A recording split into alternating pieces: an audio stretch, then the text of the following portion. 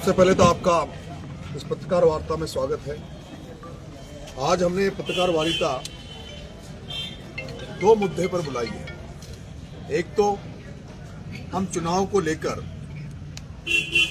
8 नवंबर को मांगरोल में एक बड़ी आम सभा कर रहे हैं और वो आम सभा 1 बजे से 3 बजे तक चलेगी। उसके बाद 3 बजे से मांगरोल से चालू होकर और सीसवाड़ी तक हमारा रोड शो रहेगा। दूसरा, हमने अपना एक घोषणा पत्र जारी किया है। वो घोषणा पत्र भी आपके सामने रखेंगे, जिसमें हमने जो भी यहाँ की जो समस्या जनता की उनको इंगित करते हुए इन समस्याओं पर को दूर करने का हम इस चुनाव में प्रयास करेंगे। ये घोषणा पत्र है क्षेत्र को भ्रष्टाचार गुंडाराज से पूर्ण मुक्त कराना, किसानों के हितों में सतत संघर्ष करना, मुआवजा, समर्थन मूल्य, खेतों में जो रास्ते नहीं हैं उनके लिए रास्ते बनाना। 12 मांगरोल जो जर्जर सड़क है उसका 2026 में ही निर्माण कर जनता को समर्पित करेंगे। अंत में सब्जी मंडी सुव्यवस्थित बनाएंगे। मांगरोल में सब्जी मंडी तहसील रोड पर शिफ्ट की जाएगी। बदहाल बंद पड़ी कृषि मंडी को तुरंत प्रभाव से पुनः चालू करवाया जाएगा। सभी समाजों के हितों में आवश्यक कदम उठाए जाएंगे। समानता, सद्भावना से वसुधैव कुटुंबकम की भावना से क्षेत्र का समुचित विकास व जीवित के कार्य किए जाएंगे। आंगनबाड़ी कार्यकर्ताओं का मानदेय 10,000 किया जाएगा। गौ माता संरक्षण व संवर्धन हेतु विधेयक के लिए संघर्ष किया जाएगा।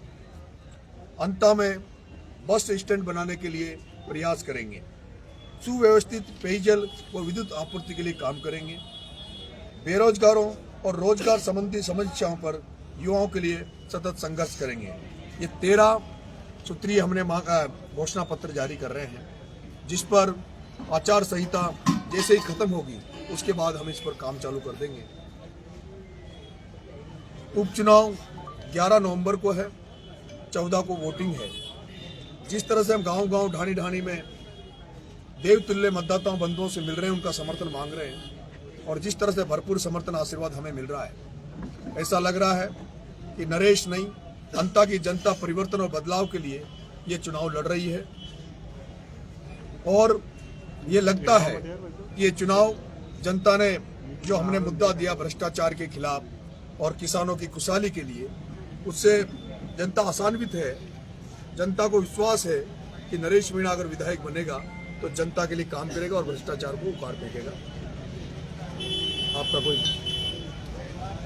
जी, अभी जो आपने सवाल किए इसमें एक मुद्दा है कि किसानों का अभी यूरिया की बढ़ी। देखिए, अभी आचार संहिता लगी हुई है और चुनाव चल रहा है, बारिश का मौसम है। मुझे लगता है कि अभी किसान जो है यहाँ पर अभी खाद के लिए जो किल्लत चल रही है, लेकिन अभी हम आचार संहिता में तो कोई आंदोलन कर नहीं सकते, ना हम कुछ बोल सकते हैं। लेकिन मुझे लगता है कि 14 तारीख तक या 20 तारीख तक लगभग बुआई हो जाएगी। उसके बाद खाद की जरूरत नहीं पड़ती, जो डीएपी खाद की जरूरत पड़ती है, उसके बाद में यूरिया खाद की जरूरत पड़ती है। और जब एमएलए में बन जाऊंगा तो फिर उसमें यूरिया खाद के लिए घोषणा पत्र की जरूरत नहीं है। वो तो वैसे ही हम दिलवा देंगे। जिस दिन विधायक नरेश मीणा बनकर निकलेगा उसी दिन खाद का पूरा कोटा अंता की धरती पर अंता के लोगों को दिलवा दिया जाएगा। नरेश मीणा का मुकाबला कांग्रेस से या बीजेपी से? दोनों से नहीं है। कांग्रेस और भारतीय जनता पार्टी दोनों सेकंड पद के लिए उसके लिए कंपटीशन कर रही है। हम बहुत आगे हैं। हमारा मकसद है, अब जिस तरह का जनता जनार्दन का आशीर्वाद मुझे मिल रहा है, जनता का जो प्यार हमें मिल रहा है, ऐसा लग रहा है कि दोनों ही पार्टियों की जमानत जब्त होगी। नरेश जी, केजरीवाल ने आपका समर्थन किया है, तो आपकी सभा में क्या केजरीवाल जी भी आएंगे आपके? देखिए, आप देख रहे होंगे पूरी आम आदमी पार्टी हमारे साथ खड़ी है, उनका कैडर हमारे साथ खड़ा है। अब ये तय आम आदमी पार्टी करेगी, क्योंकि आम आदमी पार्टी ने ये तय करा है कि किसी भी सूरत में नरेश मीणा को चुनाव जिताना है। अब ये तय वो आम आदमी पार्टी करेगी, किसको लाना है, कब लाना है, कैसे लाना है, किस समय पे लाना है। तो हम अभी बात करेंगे इस मामले में। राजकुमार रोत या हनुमान बेनीवाल भी आएंगे? देखिए, मैं थर्ड फ्रंट से लड़ रहा हूँ चुनाव, निर्दलीय लड़ रहा हूँ। मैं ये मानता हूँ कि जो भी कांग्रेस और बीजेपी से इतर जो समझते हैं, जो बदलाव चाहते हैं, राजस्थान में तीसरा मोर्चा देखना चाहते हैं या तीसरे विकल्प के रूप में देखना चाहते हैं, उनको सबको मैंने आमंत्रित किया।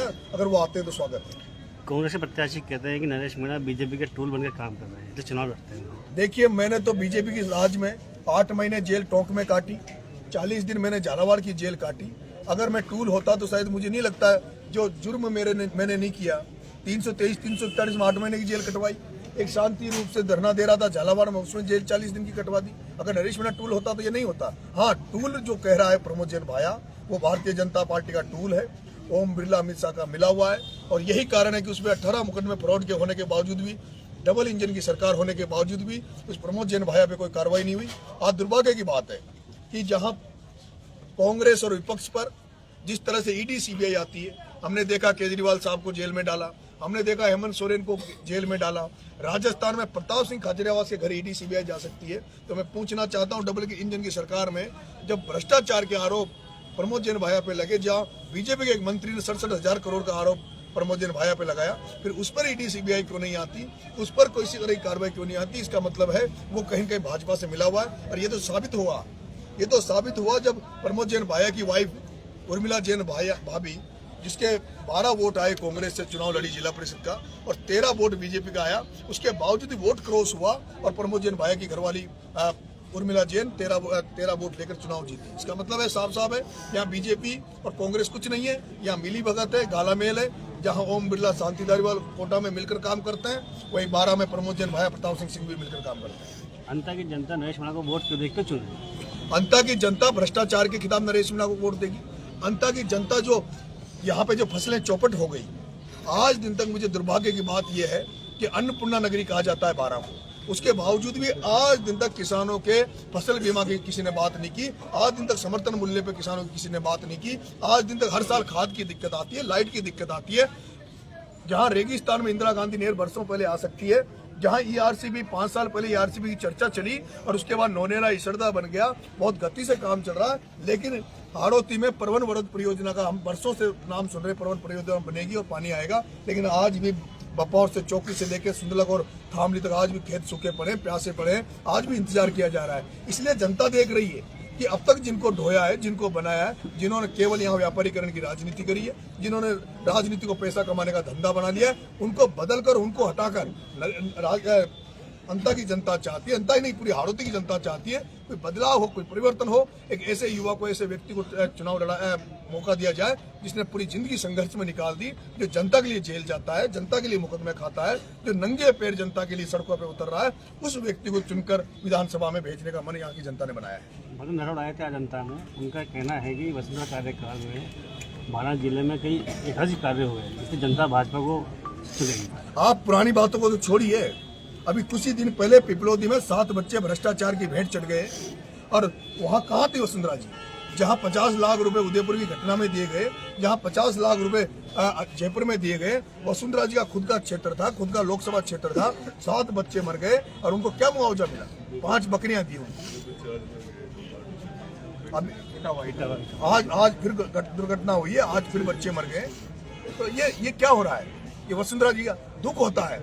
जो ओम बिरला लोकसभा स्पीकर है, भारत के 3रे नंबर पर पद पे बैठा है और आज हाड़ौती का किसान खाद के लिए लाइन में लग रहा है। ओम बिरला 3rd नंबर पर बैठा है, उसके बावजूद भी हाड़ौती का किसान फसल बीमा के पैसे के लिए भटक रहा है। वसुंधरा राजे 2 बार की मुख्यमंत्री रही, 5 बार खुद सांसद रही, 5 बार उनका बेटा सांसद रहा, उसके बावजूद भी मांगरोल से लेकर अंता की सड़क टूटी पड़ी है, अंता में बस स्टैंड नहीं है। इसका जिम्मेदार कौन है? इसका जिम्मेदार वसुंधरा राजे सिंधिया है, उनका बेटा दुष्यंत सिंह है। हमने तो घोषणा पत्र जारी किया है, अगर नरेश मीणा एमएलए बन जाएगा तो इस घोषणा पत्र में जो 13 बातें हमने लिखी है उसको पूरा 2.5 साल में पूरा करा के दिखाएगा। भाया ये भी कह रहे हैं कि छबड़ा में जब आपको हार का मुंह देखना पड़ा, उसके बाद में आप छबड़ा नहीं गए। ऐसा है, आपको पता होगा 2 साल हुए चुनाव हुए, जिसमें 9 महीने तो नरेश मीणा ने जेल में काट दिए। और तीसरा, नरेश मीणा जब छबड़ा से चुनाव लड़ा, उसके बाद जब भी कोई घटना हुई, नरेश मीणा ने वहाँ प्रेजेंस दी, वहाँ एक हत्या हुई, हम हरनावदा में नरेश मीणा वहाँ पहुंचा, 24 घंटे के अंदर हत्यारों को जेल में भिजवाया। एक लड़का वहाँ मर गया, क्या नाम से, एक थर्मल में, नरेश मीणा को उसको न्याय दिलाने पहुंचा। नरेश मीणा जब वहाँ पे प्रताप सिंह सिंघवी ने जब बिजली के को लेकर किसानों को परेशान किया जा रहा था, डीपीआर उठा रहे थे, नरेश मीणा वहां जाकर गया और उनकी डीपीआर रुकवाई। उसके बाद मैं देवली उनियाला चला गया, उसके बाद जेल काट रहा हूँ। अगर मौका अभी पूरे आप यहाँ देखिए, छबड़ा से हजारों लोग मेरे प्रचार में लगे हुए हैं। अशोक चांदना ने भी कहा जिन लोगों का साथ दिया है उन लोगों को परेशान किया जा रहा है। ऐसा है, उस अशोक चांदनी से पूछना कि कांग्रेस क्या कर रही है।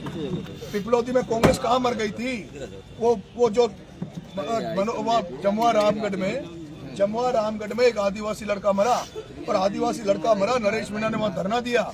और दुर्भाग्य की बात तो यह है कि जब नरेश मीणा ने वहां धरना दिया, एक जिला अध्यक्ष था कांग्रेस का गोपाल मीणा, कांग्रेस का जिला अध्यक्ष गोपाल मीणा, जिसकी पुलिस वालों ने चामड़ी को काला कर दिया था। उसके बावजूद डोटासरा ना तो डोटासरा दिखा, ना चांदना दिखा, ना कांग्रेस नजर आई। नरेश मीणा सड़कों पे नजर आ रहा है, राजेंद्र जी गुड्डा सड़कों पे नजर आ रहे हैं। कांग्रेस तो कहीं नजर ही नहीं आ रही, यहाँ तो नजर वो आ रहे जो निर्दलीय एमएलए या थर्ड फ्रंट के लोग हैं। सर वो आपको धमकी भरा जो पत्र मिला उसके बारे में क्या कहते हैं? धमकी भरा पत्र था जो उसमें आपसी षड्यंत्र था, कुछ आपसी मतभेद थे लोगों ने, वो मेरा नाम यूज करके उन्होंने, और उसमें भी ये मन था उनका। हो सकता है वो भी कहीं ओम बिरला कोटा से उस लड़के को पकड़ा गया है। उसमें कोटा में ओम बिरला और प्रमोद जैन भाया जिस तरह की राजनीति करते हैं, उनको पता है कि पूरा मुस्लिम समाज नरेश मीणा के साथ खड़ा है, उनको पता है पूरा धाकड़ समाज नरेश मीणा के साथ खड़ा है। उसमें जिसने धमकी लिखी वो धाकड़ समाज का लड़का था, जहां से पैसा उठाना था वो मुस्लिम समाज का लड़का था। और देखो आप, उस धमकी के बाद उस मुस्लिम लड़के को उठा लिया गया था पुलिस द्वारा, धाकड़ समाज के लड़के को उठा लिया गया था, ताकि नरेश मीणा पे इल्जाम लग जाए कि देखो नरेश मीणा धाकड़ समाज के बेटे को मुस्लिम समाज के व्यक्ति को जेल भेज रहा है। लेकिन हमने, हमारा इनपुट जो था, हमने बताया कि ये व्यक्ति है, इतने बजे ये डाक बंगले में गया है।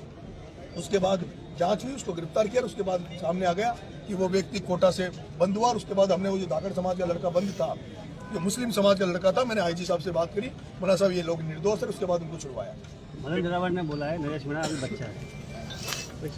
अब ये तो 14 तारीख को पता लगेगा। पूरी भाजपा पड़ी है, पूरी कांग्रेस पड़ी है, बच्चा कौन है तो 14 तारीख को रिजल्ट जब आएगा तो पता लगेगा। स्टार प्रचारक के रूप में आपके साथ पिपलौदी के मुख्यमंत्री परिवार के बिल्कुल, वो बच्चों के जो परिजन थे, जिनकी जब सरकार ने मदद नहीं की, जिसकी जब विपक्ष ने मदद नहीं की, आज ये देखिए कि आज वो सारे उनके परिजन मेरे लिए खुद के खर्चे पे आकर गांव-गांव में घूम रहे हैं, इलाके में घूम रहे हैं और मेरे लिए वोट मांग रहे हैं। तो मैं उनका आभार व्यक्त करता हूँ। किसी ने तो कम से कम आज के युग में तो ये भी है कि किसी की मदद करो, वो भी पता नहीं साथ आए कि नहीं आए, लेकिन वो आज मेरे साथ खड़े हैं। अरे नरेश जी मीणा है, समय तो खुसरो हो जाता है, क्या करें? देखिए, मेरा ये मानना है, जिसकी आत्मा जिंदा है, अगर किसी के सामने, अगर किसी बहन बेटी के साथ जाए, उसकी इज्जत के साथ खिलवाड़ किया जाए, किसी गरीब को कुचला जाए, किसी गरीब को परेशान किया जाए, और अगर आप किसी व्यक्ति के सामने, आंखों के सामने ये होने पर अगर गुस्सा नहीं आए, तो मुझे नहीं लगता वो आदमी जिंदा है। वो आदमी मरत है। आदमी जिंदा वही है जिसकी आत्मा जिंदा, उसी आदमी की जिंदा मैं मानता हूँ, जो जिसके सामने अगर कोई अत्याचार होता है, अनाचार होता है या कुठाराघात होता है और उसकी प्रतिक्रिया दे, गुस्सा जाहिर करे, उसी आदमी को मैं जिंदा मानता हूँ। मुझे भी गुस्सा तभी आता है जब मुझे लगता है कि यहाँ कैसी राजनीति हाड़ोती है। 4 आदमी मिलकर पूरी हाड़ोती को खा रहे हैं, 4 आदमियों ने पूरी किसान कौमों को बर्बाद कर दिया, और फिर नरेश मीणा के अंदर गुस्सा नहीं आए तो क्या करें? नरेश मीणा क्या डूब मरे? नरेश मीणा क्या सहन कर ले? यहाँ तो हुआ है, प्रमोद जैन भाया के खिलाफ यहाँ कोई बोलने की हिम्मत नहीं रखता था। 12 जिले में एक भी बीजेपी का आदमी बता दो जो प्रमोद जैन भाया के खिलाफ बोलता हो, और झालावाड़ में एक भी कांग्रेस का आदमी बता दो जो वसुंधरा के खिलाफ बोलता हो। ये तो नरेश मीणा कमल राठौड़ है, नरेश मीणा कमल राठौड़ है, जो जेलों में रहने के बाद भी सड़क पर लड़ रहे हैं। इनके खिलाफ मोर्चा खोल के बैठे हैं। ये भारतीय जनता पार्टी का जिसको प्रत्याशी बनाया है, इसको 2008 में डीलरशिप में खाद्य आपूर्ति के खाद्य डीलरशिप थी जो, उसमें ये जेल गए हैं। प्रमोद जैन भाइयों ने इनकी मदद करी है, और आज यही तो कारण है कि जनता मेरे पे भरोसा कर रही है, विश्वास कर रही है कि ये लड़ाका है, लड़ने वाला व्यक्ति है, समझौता नहीं करेगा, चाहे कुछ भी हो जाएगा, इसलिए लोग पसंद कर रहे हैं। एक वो वीडियो वायरल हो रहा है आपका जिंदाबाद में, कौन सा? वो एक वीडियो वायरल हो रहा है, प्रमोद भाई जिंदाबाद, जिंदाबाद, कौन कह रहा है? तो आम सभा है, आम सभा के पहले 3 तारीख को भी युवाओं का, सर्व समाज का नरेश जी मीणा के समर्थन में रोड शो है, अंता, सीसवाड़ी और मांगरोल। हाँ, 12 में बिल्कुल 3 तारीख को, उसमें भाई कमल राठौर के नेतृत्व में, इनके पूरे साथियों के नेतृत्व में अंता, सीसवाड़ी, मांगरोल, इनकी पूरी टीम के साथ रोड शो किया जाएगा। इसमें अब आदरणीय गुड्डा साहब आज आ गए हैं, अब ये चुनाव तक यहीं रहेंगे। गुड्डा साहब हमारे मार्गदर्शक हैं, गुड्डा साहब हमारे मार्गदर्शक हैं चुनाव के, जैसे हमें गुड्डा साहब गाइड कर रहे हैं वैसे थर्ड फ्रंट के अध्यक्ष हमारे विजय यादव अभी रहे। देखिए, आपने प्रश्न पूछा कि नरेश